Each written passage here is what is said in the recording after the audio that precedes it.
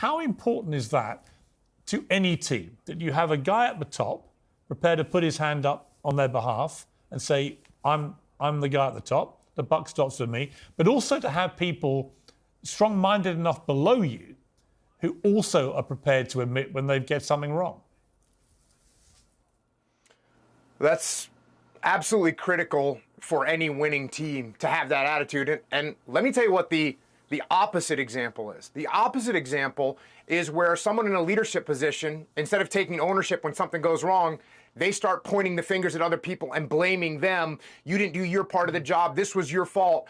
And what that causes the other people on the team to get defensive. And when those people start to get defensive because they're being blamed, they point their finger to someone else, and then that person points their finger at someone else. And what you end up with is a team where everyone on the team is pointing their fingers at each other, they're blaming each other.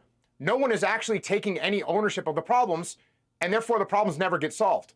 So the opposite of that is when the leader does step up and take accountability and take ownership when things go wrong. And that is actually also contagious, and it allows other people to say, no, boss, actually, this is what I could have done better. This is what I could have done different. And then you end up with an entire team where everyone on the team is looking at a problem and trying to see what they could do to prevent that problem from happening again.